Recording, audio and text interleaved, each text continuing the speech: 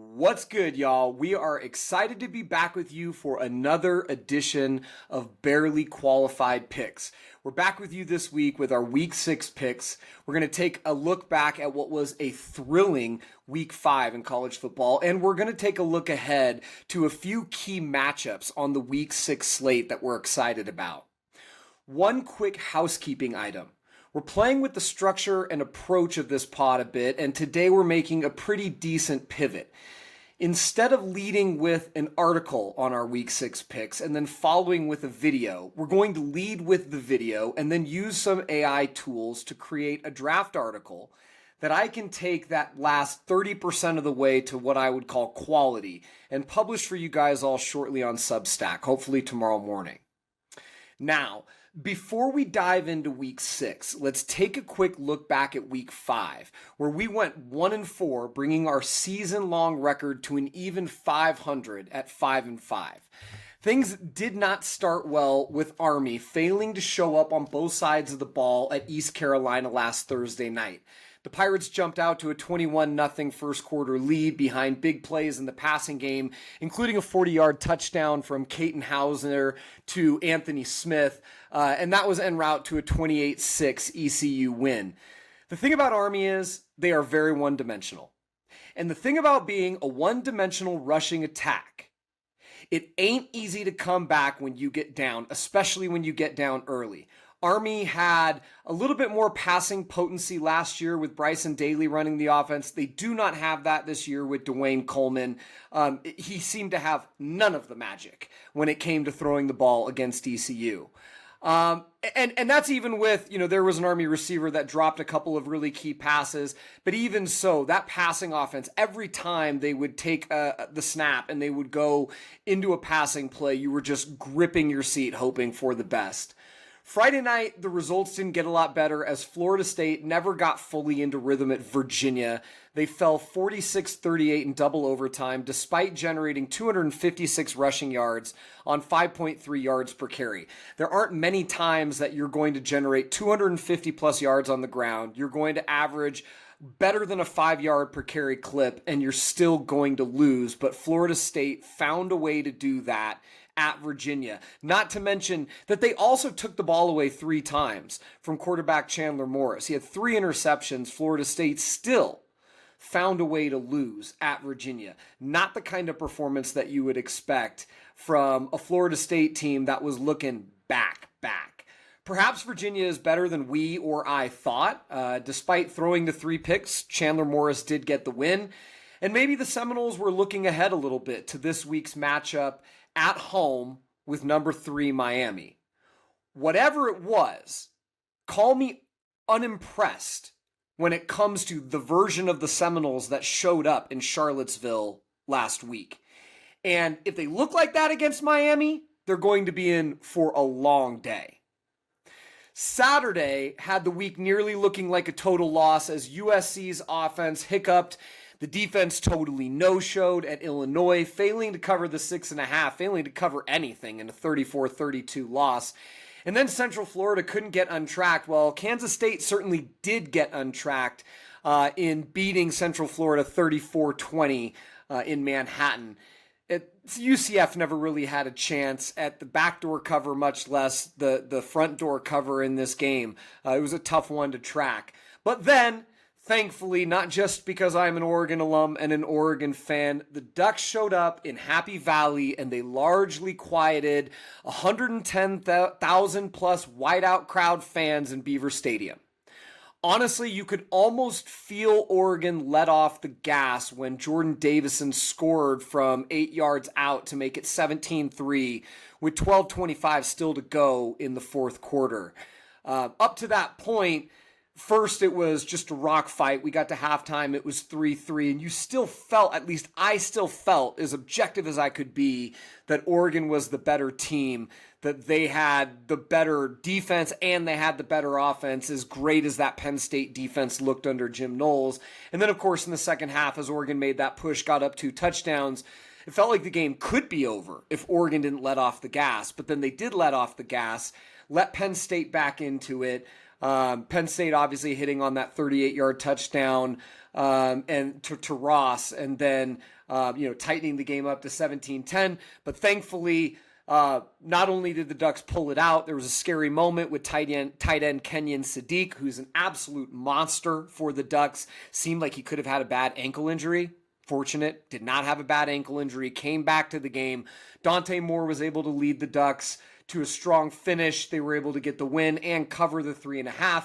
And now Oregon has a critical bye week to get ready for number 8 Indiana, the Curt Cignetti group, coming off of their own big win at Iowa. Did not cover that game, which, obviously that was disappointing for us that Indiana didn't cover that game when it felt like they were the better team, and it just never quite lined up. But Indiana is heading to Autzen Stadium next Saturday, both teams coming off of a bye, and I can only imagine what is going to be an incredibly hostile Autzen Stadium environment. So very excited for that game. Finally, in a true flip of form from week 4, our others receiving votes were not a wipeout this week. We actually did pretty well as Ohio State, Duke, Notre Dame all coming through. Wish they would have been in the top 5. They weren't. Top 5 was what it was. We were 1-4. We're looking to go 5-0 this week. And with that, let's get to the week 6 top 5 picks. Really excited about these picks. Excited to tell you why. And it starts with Arizona, a 20.5-point favorite at home against Oklahoma State.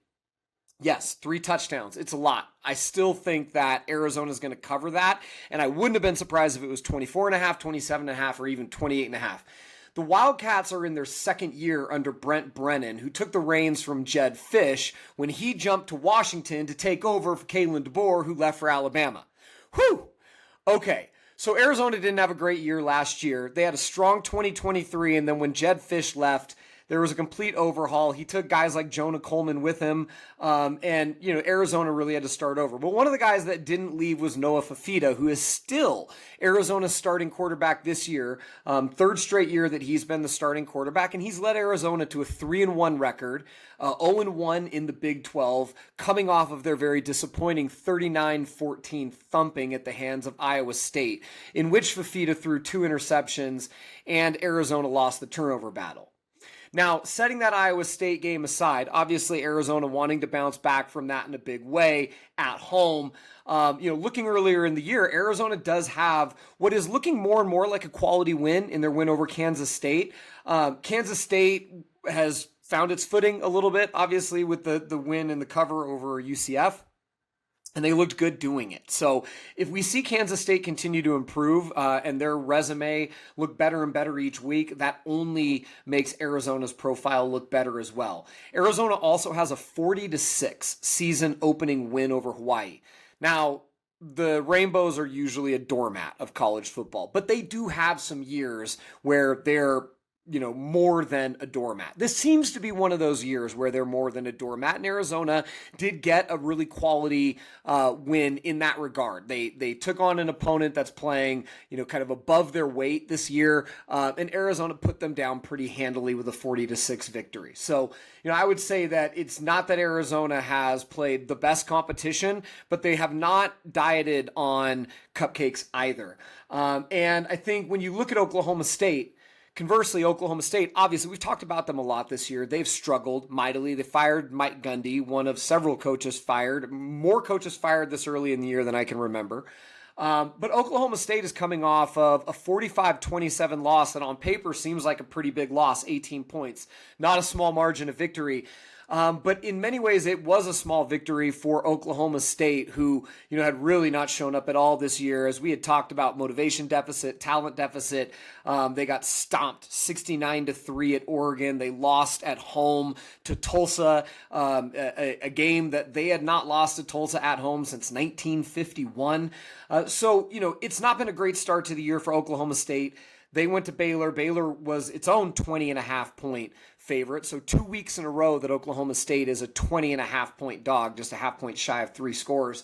And they did cover. They lost by 18. But that actually probably felt better than the final score truly indicates. The 27 points that Oklahoma State scored was tied for their most in a game this year with their season opening win over Tennessee Martin.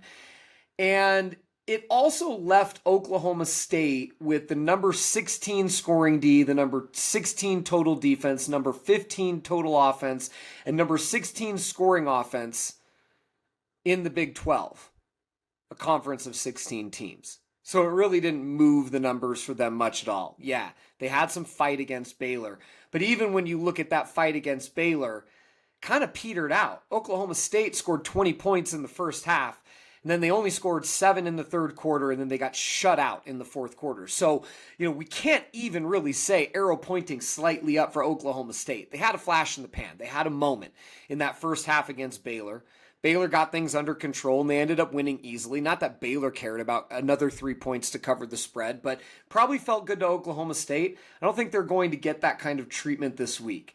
I think when you look at Arizona, you've got a veteran quarterback, third-year starter.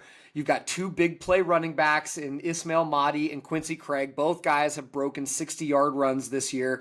And 3 different wide receivers who are averaging 15 yards a catch or better on the outside.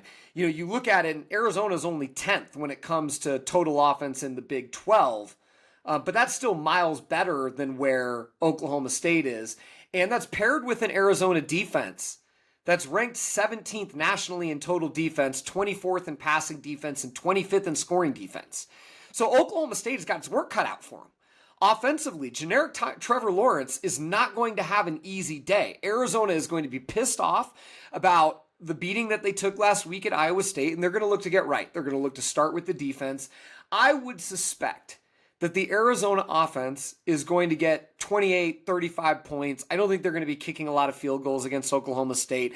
I think they're going to score pretty consistently. I would not be surprised if they went for 40. Like if you could get an adjusted line on Arizona team total 40 plus points, that was like plus 220 or better, I would do it. At the same time, Oklahoma State's averaging 14 points per game. Yes, they were able to get 27 last week. I would be shocked if they get more than 10 points this week. So I think it's going to be kind of a 35-10, 42-7 type game. Give me Arizona to cover the 20.5 all day long. The actual pick for me, 42-10 Arizona. That's where I think it's going to land.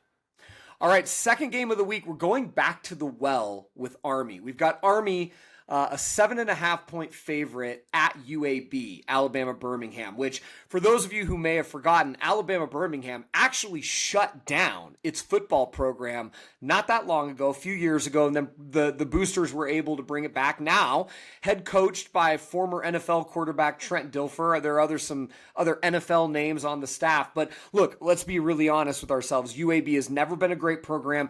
They're 2-2, but they're not a great program this year. And there are a bunch of reasons why we're going back to the well with Army. The Cadets themselves are undoubtedly coming off that hard loss to ECU. The script got flipped first 2024 with ECU getting up early and Army not having the passing game to mount any type of comeback. And that said, while Army is one-dimensional, we can all acknowledge that, it is still a very strong rushing offense. Army finished 2024 with the number 1 rushing offense in the country behind quarterback Bryson Daly. And now Bryson Daly is gone, Dwayne Coleman's come in, and while he is not a great passer of the ball, Dwayne Coleman has led Army to the number 4 rushing attack in the country in 2025, averaging 352 yards per game. It's also the number 1 rushing attack in the American Conference, which Army won last year, by the way. That said, having a great rushing attack has not been the end-all, be-all for Army. Their scoring offense is generating 23.8 points per game. That's obviously weighted down by the measly 6 that they put up last week against the Pirates, but still only good for 94th nationally. Army's also turned the ball over too much. They were 12th in the country in 2024 in turnover margin. They're currently 114th in the country in turnover margin. Unfortunately, tied with Alabama Birmingham for 114th in the country. So both of these teams have not done a great job protecting the ball or taking it away, or the combo of the two. That said, if you're going to expect one of these teams to kind of regress to the mean and get back to their 2024 performance, it would be Army, who was 12th, versus UAB, who was 129th in turnover margin in 2024. So look, turnover margin, open question, probably lean towards Army with the discipline and just getting back to what we know that they've done very recently. You know Army's rushing attack is going to be looking to bounce back from the East Carolina game. And UAB, not good defending the run. Unfortunately, not good. Big uh-oh. The Blazers are 130th in the country versus the run, giving up 222 yards per game. That's pretty pitiful. So if there is a way that Army could actually increase their season average of 352 rushing yards per game, it is playing a defense like the Alabama Birmingham Blazers. And they could do it this week. Alabama Birmingham is also 133rd in scoring defense, a year after finishing 120th in scoring defense. So not a great defense overall. It's not just that they're excellent against the pass and they're not that good against the run, but overall they make it work. No, this is not a good defense.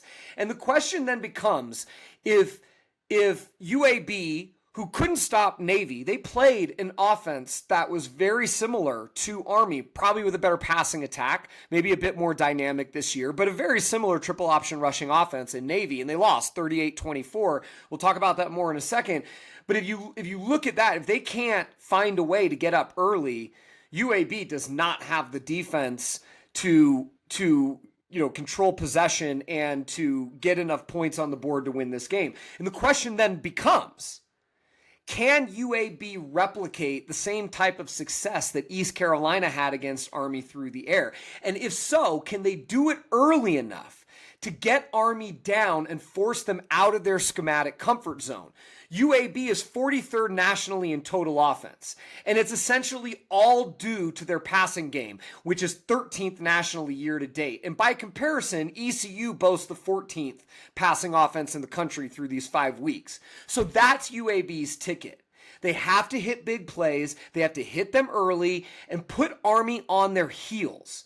They weren't able to do that against Navy, who, again, beat them 38-24, and Navy took a game that was 24-24 at halftime and shut out UAB in the second half. So even where they were able to jump out the gate and do something right, they still lost that game against Navy. That doesn't bode well for their matchup with Army. Ultimately, Army is what it is. And it's very unlikely that UAB can slow the Army rushing attack on Saturday. Expect UAB to connect on a couple big plays, but not enough to keep pace, especially if Army starts realizing some regression back to their 2024 level turnover margins. I think the pick is Army minus 7.5, 31-17. All right, in our third pick of the week, Vanderbilt plus 10.5 points, double-digit dog at Bama. Yes, I know what you're thinking. Dennis, are you sure you want to pick against Bama at home after they just beat Georgia at Georgia? Yes, I do, and I'll tell you why. It all comes down to this gentleman by the name of Diego Pavia. Like many quarterbacks in college football today, he did not start where he currently plays. In fact, he's had many moves in his career. He started as a JUCO after getting no scholarship offers. He went to New Mexico State, where he shined, and he was able to do things that New Mexico State fans had not ever seen before. Not in a long time, not had ever seen before. And unfortunately for the New Mexico State alumni base and current student fan base, that meant that Diego Pavia was going to have to go look for greener pastures, and he did, moving to the SEC last year with Vanderbilt. And he impressed in a big way. And boy, if he isn't reaffirming his star power this year, leading Vanderbilt to a 5-0 record. Look, as Diego Pavia goes, so go the Commodores. And everyone from Nashville to Tuscaloosa knows just that. And so far, Pavia has been amazing. He has been a maestro, leading Vandy to that 5-0 record behind an offense that is 4th nationally and 2nd in the SEC in scoring, with 49 points per game, ranked 14th nationally and 4th in the SEC when it comes to total offense, generating 494 yards per game. Now, I know what you're thinking. This is the Bama defense. But hold on. I've got more great things to say about Diego Pavia. He's been the Ferrari motor of that offense, completing 74.6% of his passes for 1,211 yards and 13 touchdowns with just 3 interceptions. And look, the thing is, with a player like Pavia who has that Brett Favre gunslinger mentality, you're going to have a few picks and you're going to happily swallow them for all the other unbelievable plays he's going to make throughout a game and throughout a season. So it's not just about Diego Pavia and the offense that he leads. Vandy's D isn't too shabby either so far this season. They've ranked 31st nationally and 8th in the SEC in scoring defense. They're also 3rd in rushing defense in the SEC, although they are just 10th when it comes to passing defense. Put simply, this defense will be tested by quarterback Ty Simpson and the Bama offense, because that Bama offense is every bit as talented as any team in the country at every level and every position group. Simpson just lit up Georgia on their home turf for 276 yards and 2 touchdowns with no interceptions a week after going for 382 yards and 4 scores through the air with no picks against Wisconsin. Wide receiver Jeremy Bernard already has 20 grabs for 310 yards and 4 touchdowns, leading the receiving corps. But if there is a weak spot in the Bama offense, it's the hodgepodge at running back, where they've had a different leading rusher in every game, each of whom was below 50 yards rushing, except for the 73-0 drubbing of Louisiana Monroe, in which their leading rusher tallied a whopping 76 yards. So, Bama is talented. We know that. It has its own blue chip quarterback. We know that. And it really has to throw for the Tide offense to be the dominant force in this game, because Vandy does have a good run D, and Alabama's rush offense has not been the type of rush offense that we've seen with the Derrick Henrys of the past. So, is Alabama's passing offense going to be enough not just to win, but to also cover 10.5 points? Well, look, the Vandy defense is going to be ready for it. They have 7 returning starters who played in that game against Bama last year, including their star player in the middle of the defense, Randon Fortinet, and they've gotten deeper through the portal at cornerback, which is very important when you're playing an Alabama offense that's going to roll a lot of receivers out there, and they're going to do a lot of different things schematically. So I think that Vandy actually stands to keep with it a little bit better this year defensively than they did last year, both because Alabama's not as strong in the run game and because Vandy's better prepared to handle the Alabama passing defense or passing offense. So, do we think that this is a letdown game? That's the other big wild card question that we have to consider. Bama is coming off a 24-21 win at Georgia. This was a massive game. They'd had it circled the entire offseason. And normally, you would look at a team like Vanderbilt and think that is a letdown game for Bama. They know they're going to win that game. They're going to rest up a little bit and get ready for the other big SEC tilts that are on their slate. But not this year, just knowing that Vandy's 5-0 and they're real, and especially not this year, or you would think, coming off the loss that Alabama suffered at Vandy last year, which was headlines for weeks. It wasn't just a massive win for Vandy. Let's be honest, it was embarrassing for Bama. You don't lose games to Vanderbilt, especially Kalen DeBoer. You come in, you're replacing the great Nick Saban. You don't lose to Vanderbilt. But they did, 40-35. And so this year, this weekend, is Bama going to be more on their guard? Is there a chance of a letdown game or no chance at all because of what happened last year? I suspect that Bama is going to be ready for this game, but even with Bama's passing attack, even with the number 1 turnover margin in the country and a raucous home environment, I expect Diego Pavia is going to soak it all in. He's going to play one of his best games on arguably his biggest stage yet, while the Vandy defense also does enough to make this a 1-score game. To be clear, I do not expect Kalen DeBoer to lose his 6th game in his brief tenure as head coach at Alabama, but I do expect Vandy to cover the 10.5. Give me Alabama to win 38-35.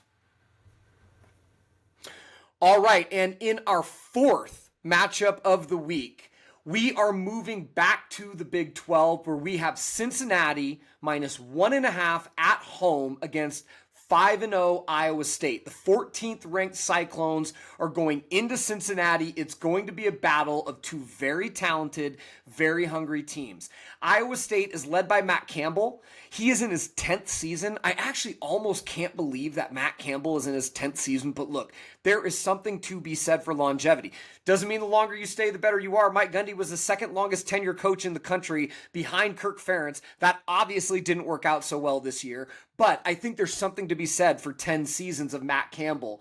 And look, he's led the team to a 5-0 record, 14th in the country. They just thumped Arizona. We talked about that game. They easily covered. They also have quality wins of their own over K-State in Dublin to open the season. Not easy to be the first game on the entire college football slate, but they were, and they won.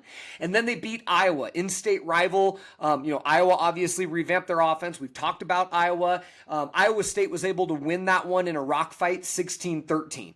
Cincinnati is 3-1 in its own right under third-year coach Scott Satterfield, and they're coming off their own big win over the other FBS team from the state of Kansas, the KU Jayhawks, 37-34 in Lawrence. And look, Jaden Daniels and the Jayhawks are a good team. This was a legit win, and it deserves respect, even if you think of Kansas and remember the cellar-dwelling Jayhawk program of old. Since he has a tight loss to Nebraska, 2017, and then 2 cupcake wins against Bowling Green State and Northwestern State. But really, we're looking at the Kansas win as being both their most recent and their most impressive performance, representing what they are capable of in this matchup at home against Iowa State.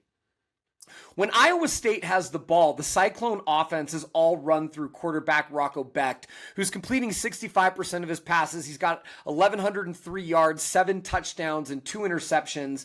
And he's been also leaning on the running back duo of Hansen and Sama, who have been pretty clutch for him, totaling over 500 yards on the ground. Iowa State currently sits at 7th in passing offense and 13th in rushing offense in the Big 12. So they've definitely leaned passing heavy so far, though neither of those rankings are anything to really write home about. That's led to a 31.6 point per game scoring offense, which feels good when you look at the raw numbers, but it's only good for 9th in the conference. Obviously, a lot of cupcakes early. You see a lot of inflated scoring offenses. That's going to come back down to the earth.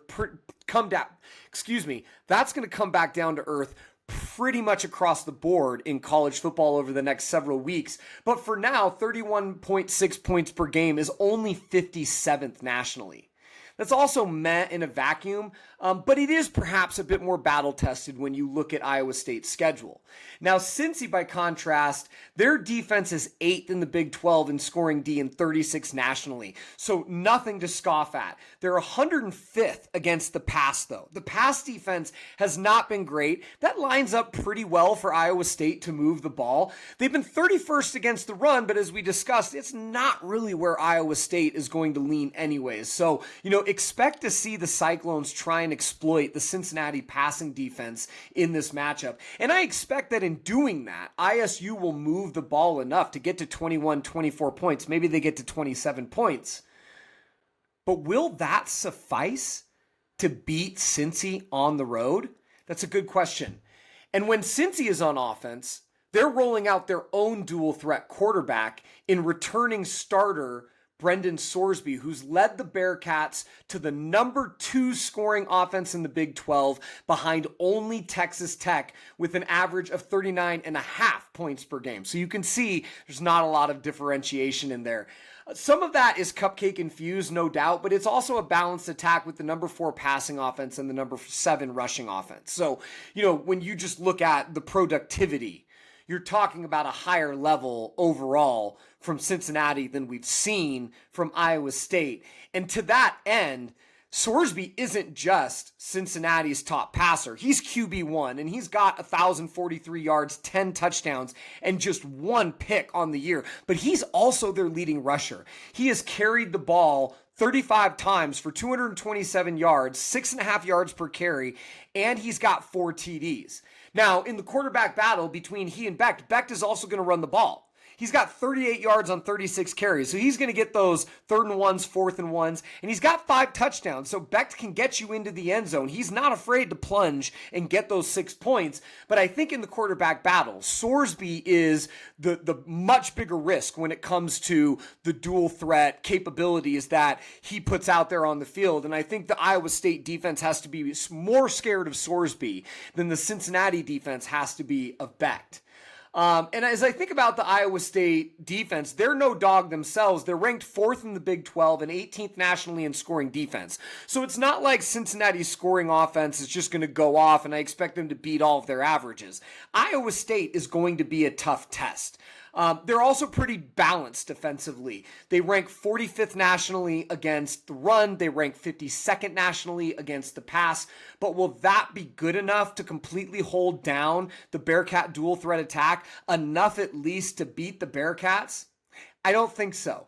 Even with a solid performance from the Cyclone D, I expect that Cincy is going to defend their house this weekend. They're going to exploit ISU's weaknesses in their own secondary. They're going to give up some big plays when ISU has the ball, but ultimately, I see the Bearcats eking out a 27-24 victory, which will be enough to cover the 1.5 points and hand Iowa State its first loss of the year. All right, in our 5th and final top 5 pick of the week, we're not picking a side, we're picking the points. Who doesn't love some offense? And I think we are going to cue the scoring fest this Saturday when the University of Washington visits Maryland. The total sits at 52.5 points, and I really like the over. Let me tell you why. We have 2 teams here that are both coming off big matchups with very different results. And this is a 12:30 p.m. Pacific time, 3:30 p.m. Eastern time kickoff, which saves UW from the dreaded 9 a.m. Pacific time after a long cross-country flight game. Maryland, going back to last week, scored a huge 27-10 victory at Wisconsin. Is Wisconsin good? We don't know if Wisconsin is good. But they did it as a plus 10.5 point dog. That was 2 weeks ago, and then had last week off for a bye. They did it on the back of Super Frosh quarterback Malik Washington, who had 265 passing yards, 2 passing touchdowns, and then added a touchdown on the ground. Washington got a lot of help from his receivers, Octavian Smith Jr., who had 6 grabs for 113 yards, and his big play guy, Shaliak Knotts, who had 3 catches for 80 yards and 2 touchdowns, including a pivotal 62-yard touchdown catch. Now, coming out of that performance in the bye, Maryland is now 13th in the Big Ten in scoring offense, but a respectable 54th nationally. And they're 6th in passing offense and 37th nationally, while coming in just 18th in the Big Ten and 122nd nationally in rushing offense. Maryland does share the number 1 turnover margin in the country with Alabama, and they've only given the ball away 2 times, but will that hold? Look, Maryland does not appear to be that complicated offensively. They are your typical big play, pass-heavy offense with a pitiful running game that's going to over-rely on the quarterback scrambles, and ultimately they're going to have their fair share of quick 3-and-outs to go with the drives that include those big plays. I think that bodes well for the Husky offense, getting the ball back a bunch of times, getting the ball back in good field position. And when the Huskies do have the ball, I think it's going to be fireworks. I think the 3-headed monster of quarterback Damon Williams, running back Jonah Coleman, and wide receiver Denzel Boston are going to show back up. They're going to show out this weekend, and they're going to wipe that taste out of their mouth from the Ohio State loss last week, 24-6. Look, let's get it out of the way. OSU rolled UW last week. The NFL talent-laden Buckeye defense was too much for the Huskies' very objectively, very talented offensive unit. And the passing game just never got off the ground. Poor Jonah Coleman, who somehow was able to generate 70 yards on 5.4 yards per carry and add another 26 yards on 3 grabs, nearly 100 combined rushing and receiving yards. He couldn't do it all by himself against a very talented Buckeye front seven, and ultimately the Buckeyes just overwhelmed the Huskies, winning 24-6. Now, when you remove the Buckeye game, the Husky offensive numbers look very different. They've got a 38-21 win against Colorado State. They've got a 70-10 thrashing against UC Davis. They had a 59-24 manhandling of Washington State in the Apple Cup. But Washington State also got manhandled by North Texas. So, But still, even though it's easy to discount those other 3 games, I still think the UW offense is as it purports to be. I think they're very talented. I think they're very fast. And even with those OSU numbers included, UW is 5th in the Big Ten in scoring offense. They're 13th nationally with 43.3 points per game, and they're 29th nationally in passing offense and 52nd nationally in rushing offense. That is pretty darn good all the way around. And the worst part of that is the rushing offense, and I'm sorry, but Jonah Coleman is the best of those 3 players. So in Jonah, I trust in that rushing offense. And Maryland's defense, conversely, is 3rd in the Big Ten in scoring defense and 7th nationally with the 7th ranked passing D and the 11th ranked rushing D in the Big Ten. But they've done it largely on cupcakes, save for Wisconsin, who may turn out to be a cupcake of their own by the time it's all said and done this year. So, will Washington get to its 43.3 points per game average? Maybe not, but I expect that they will get 34 to 40 points as UW's numbers are a bit deflated because of Ohio State, and Maryland's defensive numbers are feeling a bit bloated from all of that cake that they've eaten. That said, I also foresee Maryland hitting 2 to 3 big plays. They've got big play wide receivers. They've got a big play quarterback. He's a freshman. He doesn't know any better. He's going to take shots. And for all the 3 and outs, they're going to have a few drives with those big plays that either directly or indirectly result in touchdowns. I think Maryland will get to 21, but I think UW, even if they hit that low water mark of 34, a 34-21 victory gets us to 55 points, and that is over the total of 52.5. So give me the over in Washington, Maryland on Saturday. Now, finally, I've got one game in others receiving votes for you this week. Yes, only one this week. Look, if we don't believe it, we don't share it. And there really wasn't anything I was that excited about this week, but I am excited about this one. Duke minus 5.5 points at Cal. 3-2 Duke cashed for me last week at 5.5 in beating up in transition Syracuse 38-3. And they now head across the country for a 10:30 p.m. Eastern time night game in Berkeley against a 4-1 Cal team. Duke's last 2 weeks with the blowout win over 'Cuse and the 45-33 win against North Carolina State, where Duke dominated the second half 24-13, have shown us that the Blue Devils we expected are the Blue Devils we're getting with quarterback Darian Mensah, the former Tulane transfer. Mensah's offense is averaging 460.5 yards of total offense, 268 passing yards, and a whopping 192 rushing yards per game over the past 2 games against 'Cuse and NC State, all while committing 0 turnovers, and while the Duke defense has generated 7 takeaways of their own.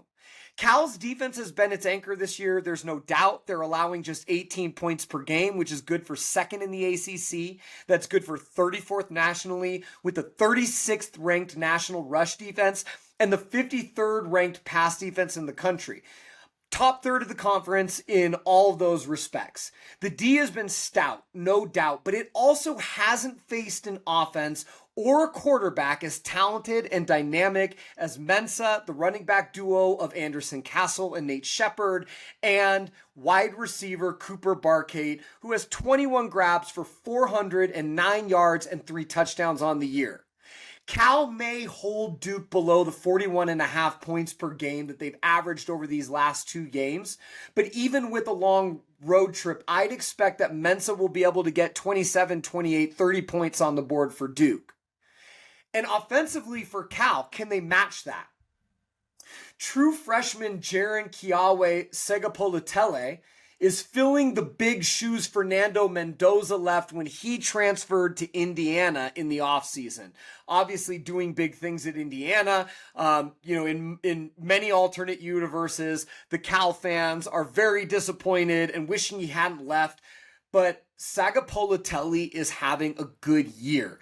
He is completing 62% of his passes for 1,242 yards, 8 touchdowns, and 4 interceptions, a 2-to-1 ratio that I think most quarterbacks would be happy to take. He's taking shots with big plays. He's got a big play of at least 27 yards in every game so far, including a 51-yard touchdown strike to wide receiver Mason Minnie that put Cal ahead of Boston College 28-24, which ultimately ended up proving to be the final score in that game, which finished at 28-24, a big win for Cal. Now, Minnie, by the way, Mason Minnie is 6'4", 240. He is not very mini. That is one of those enjoyable names that was not a given nickname. He was just born that way.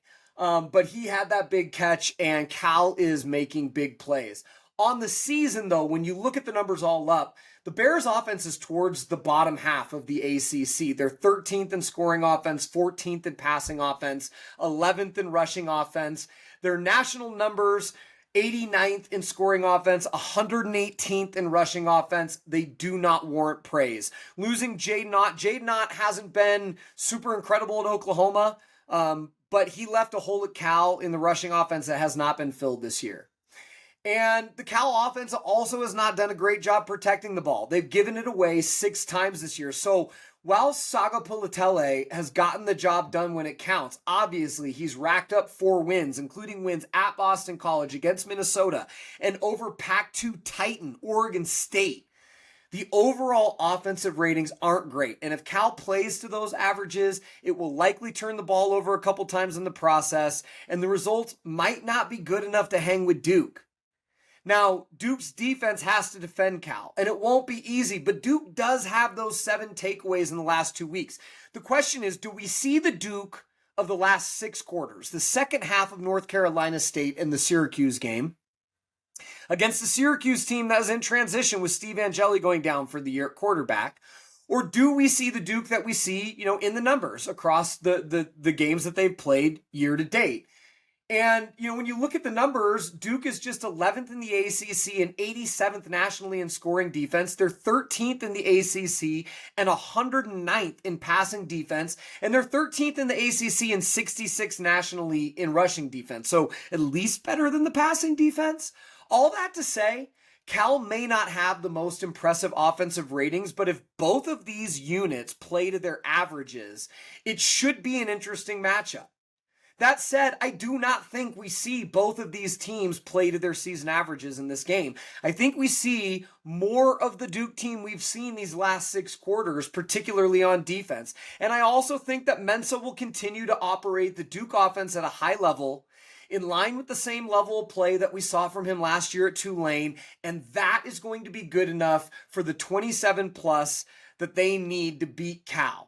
So the pick is Duke minus 5.5, 27, Cal 20.